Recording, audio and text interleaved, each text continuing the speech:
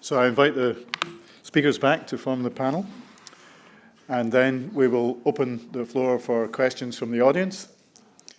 Any immediate questions? Richard.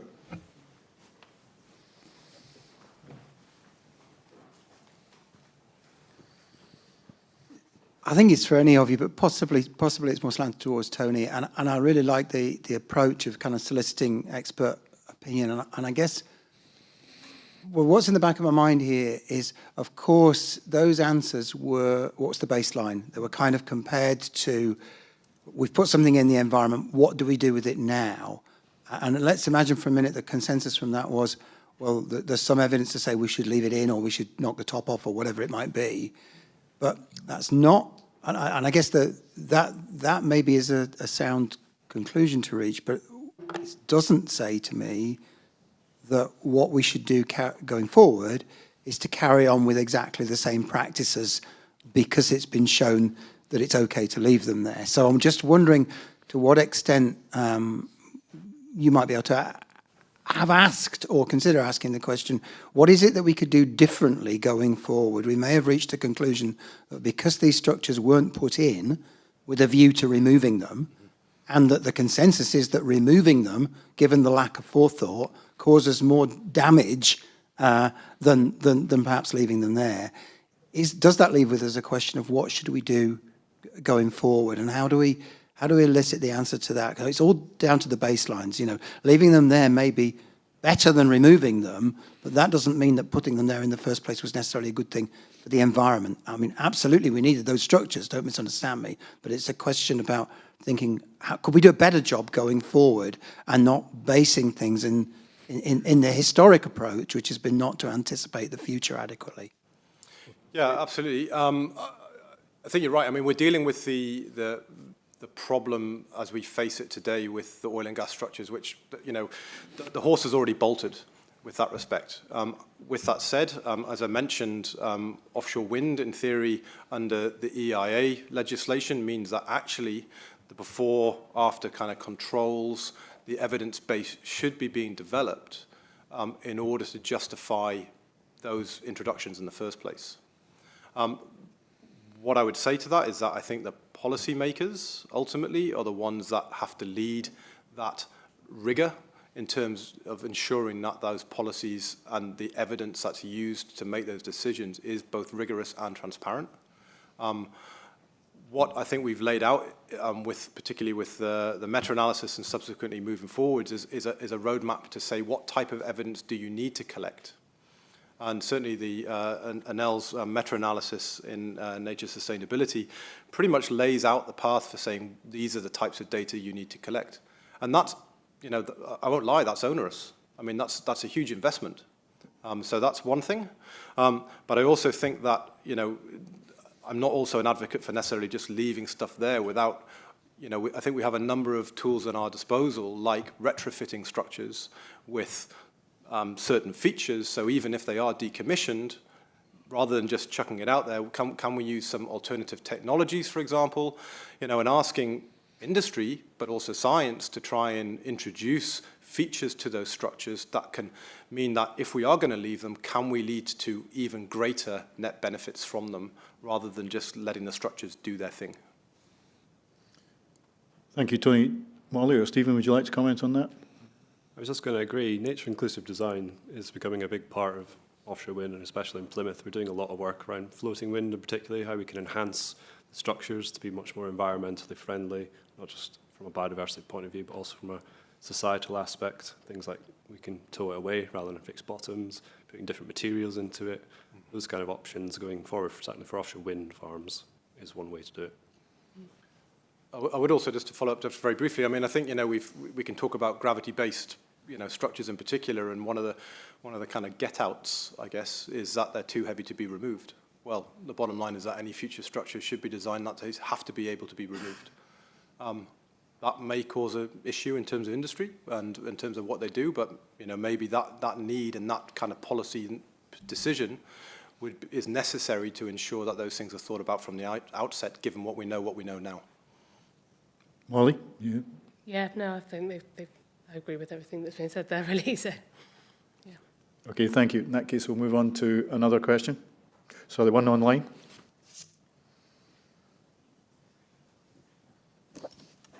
I'm short of a microphone. You can say it to me and I'll say it out loud. Thanks. So yeah, this is a question for Tony from David Santillo, Greenpeace. David's asked for a bit more information. I'll read it out. Is there not a mismatch between the positive score given by the 39 participants in terms of the expected value of man-made structures for biodiversity and the summary of published evidence presented earlier by Anel from the Nature Sustainability paper, which seemed to indicate that there were no detectable biodiversity benefits from man-made structures compared to natural sedimentary habitats? That's not quite true. In terms of the natural sedimentary habitats, there is an enhancement of biodiversity. Compared to natural reefs, there is no difference.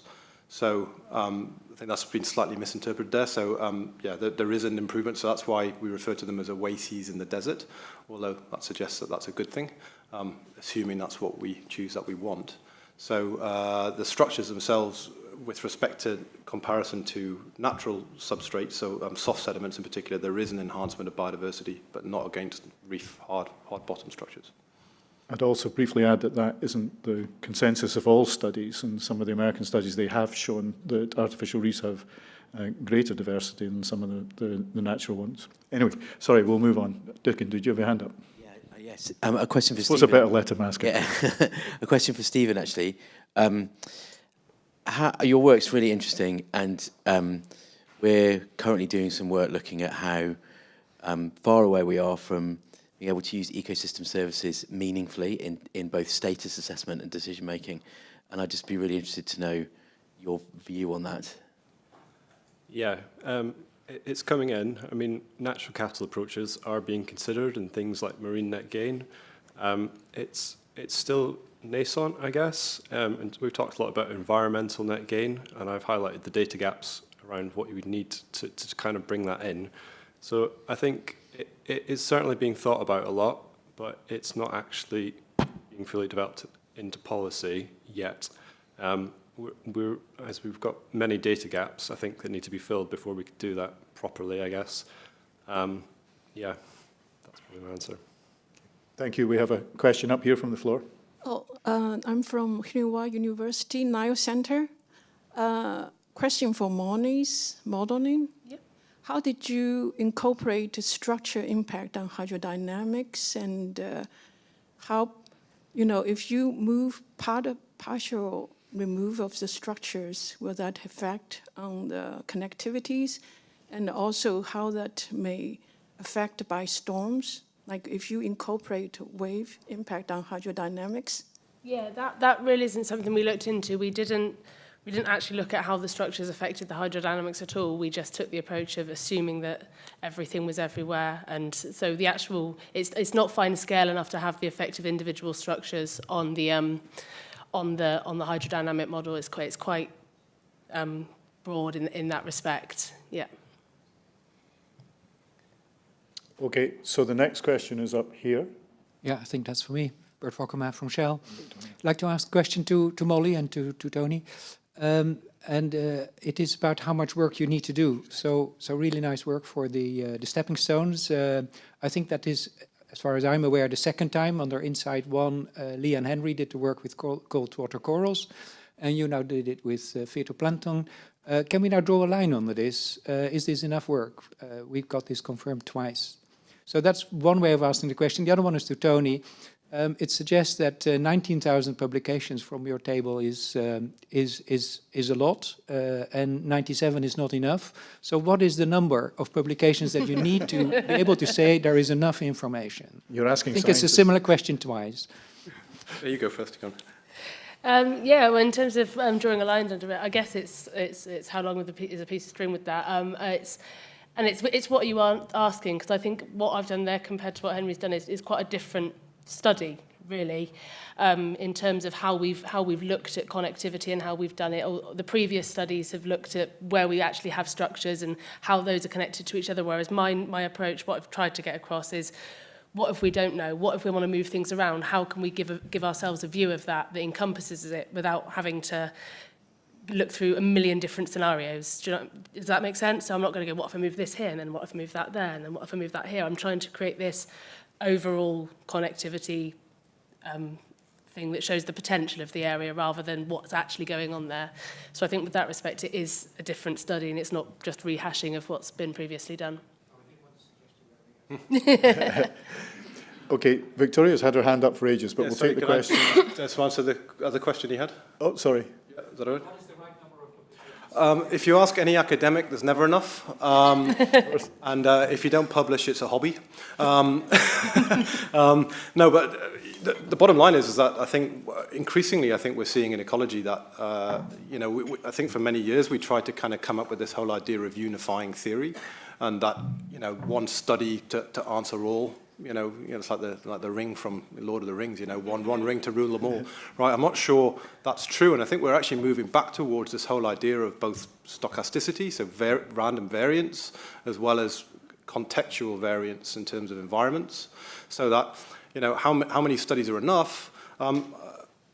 As many as needed to be confident that that's the answer for a particular area would be my answer. So you probably hate that.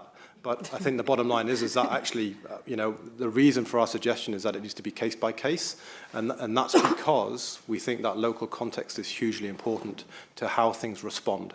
So that's why actually it's not about doing less or lessening our laurels. It's actually saying we need to actually focus in areas to find out why these areas may or may not be suitable for a particular outcome.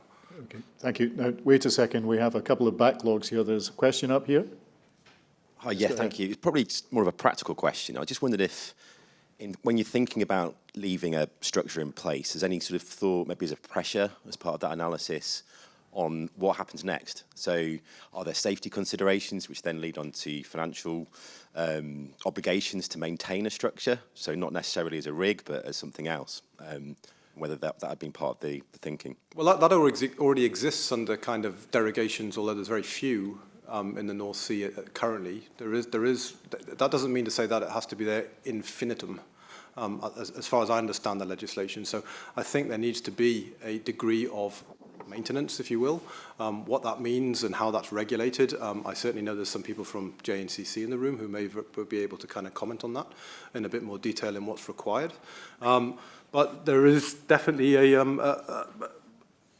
that needs to be considered, but you automatically there, I think, returned to the human cost of that, and I think, we need to consider, the whole idea about environmental net gain is that, first of all, biodiversity is enhanced, and then it's about ecosystem service.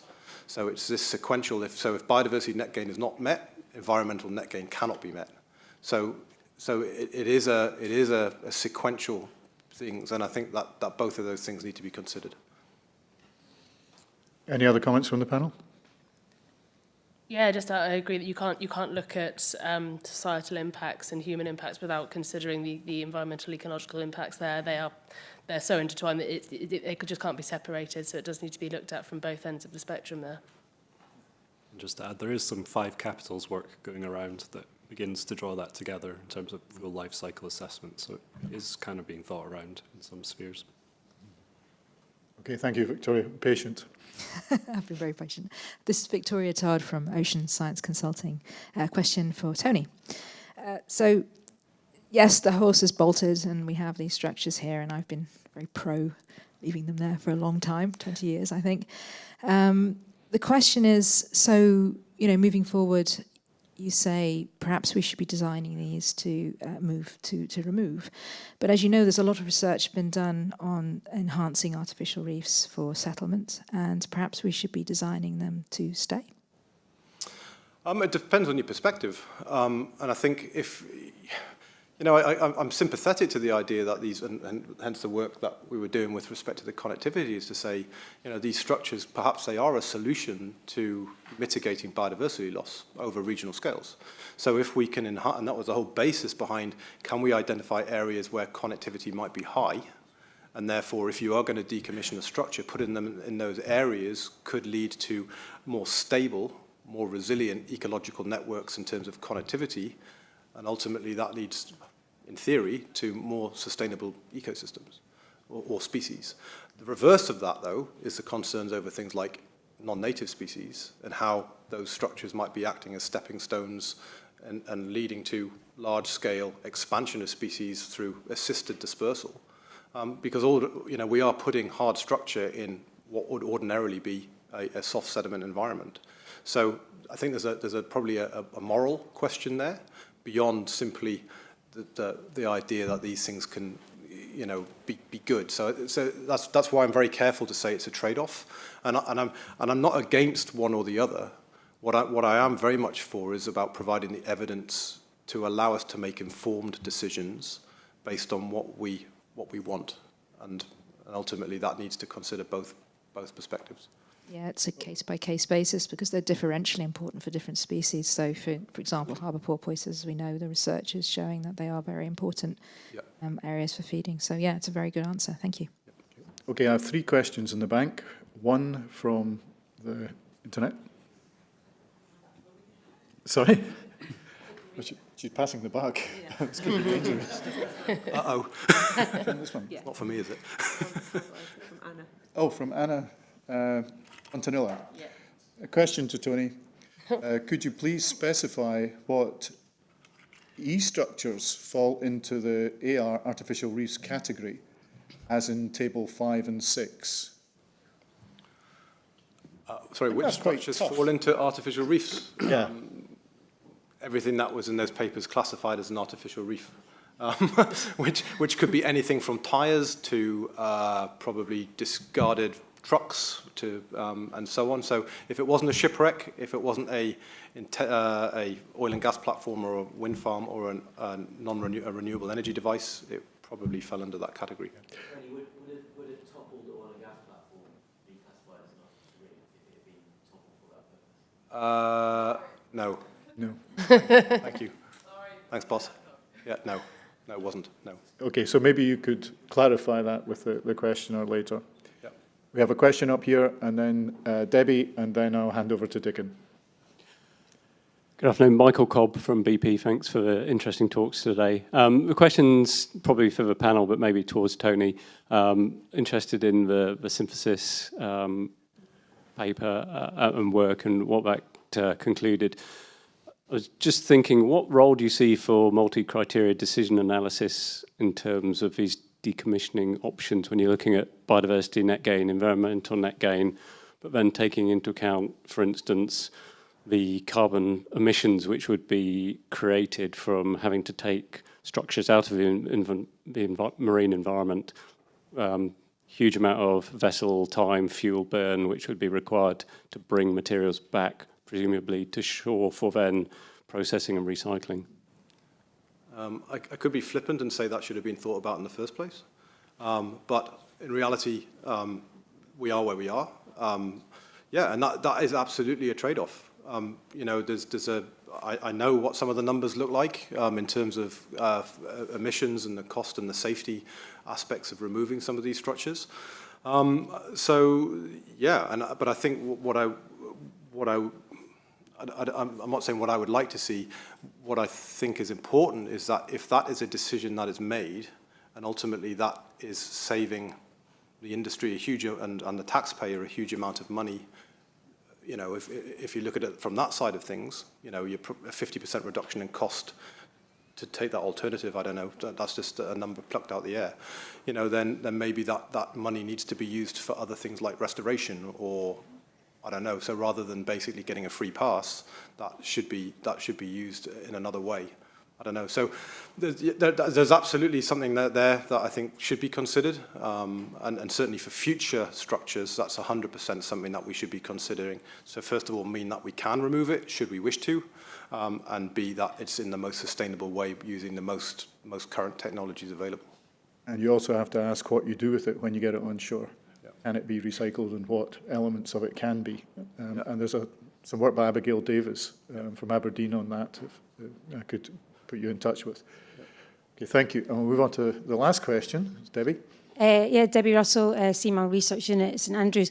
I just wanted to, I mean, Tony already alluded to this, but I guess it's more of a comment just in terms of when people talk about, you know, taking new structures into the sea and making sure of nature-inclusive designs and things like this, and that leading to local biodiversity increases potentially. I guess it's just acknowledging that these soft sediments, you know, that were originally there, you may have something like sand eels, you know, it may not be very highly biodiverse, but it may long-term impact net gain in terms of marine mammals, seabirds and things like that. I mean, I'm not saying you guys weren't saying that. I just wanted to highlight that. It's kind of always this thing about more nature-inclusive design, but that's not, it's a decision, not necessarily a definite good thing in every situation. So it's just to highlight that. Thanks. No, I totally agree. And again, you know, I think if there's one message I have probably from all of it is that it's about, again, producing evidence. It's about having robust evidence to make clear, transparent, defendable decisions. And the bottom line with consensus is that typically not everybody agrees, but it's about achieving, and consensus doesn't mean that everybody agrees, but it's about getting to the point where everybody in the majority is happy with that decision. Any other comments, Molly? Yeah, not for me. No. Stephen? Just to pick up, it's important to include habitats and mobile species as well when you're thinking about things like nature-inclusive design, and that's currently being thrown around with marine net gain, etc. So yeah, definitely including both is probably a recommendation. Okay. Huge thanks to the panel for sitting there and being grilled for a while, and thank you to the audience for the questions. And we've got the opportunity to thank all of the speakers today, and I'll hand over to Dick and Hal, but first, thank you.